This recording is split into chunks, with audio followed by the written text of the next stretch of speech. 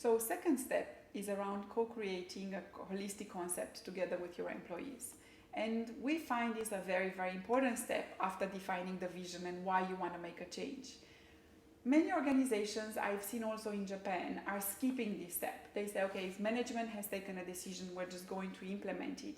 But this step, we find it very important for two reasons. One is that it gets the employees' voices being heard, listened to, and a lot of their views are actually much closer to reality than the leadership views.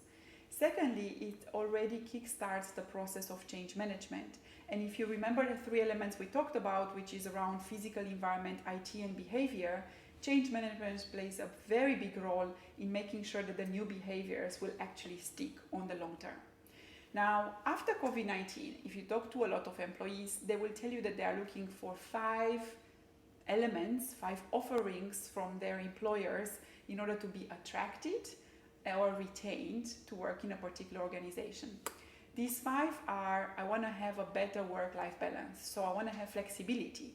A lot of people are now saying very loud and clear, I don't want only to work from the office or only to work from home 5 days a week. I want to have flexibility and a choice.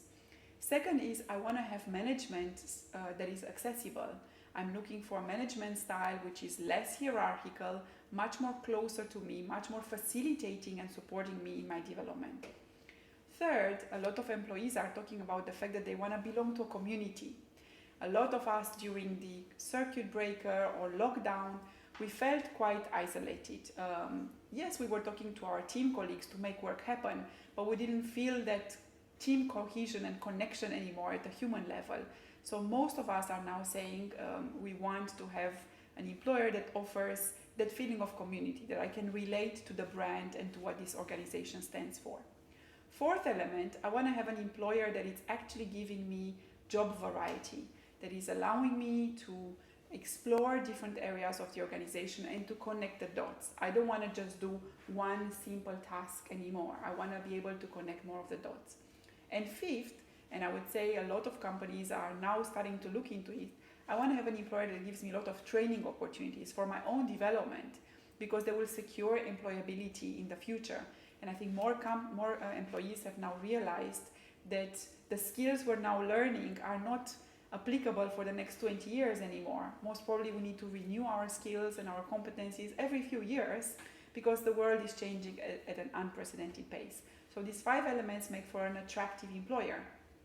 So more of a reason to actually do a proper step 2, which is co-creating the concept together with your employees.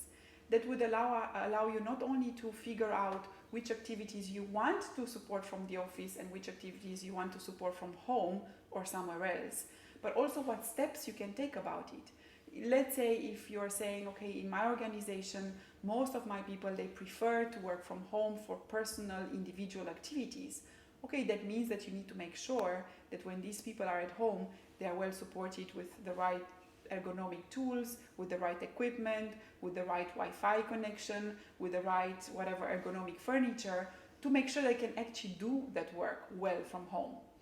On the other side, if you say, hey, a lot of my people, when they come to the office, they want to come to socialize and collaborate and brainstorm, you need to think, do they know how to collaborate and brainstorm? Maybe I should spend some time and money on training.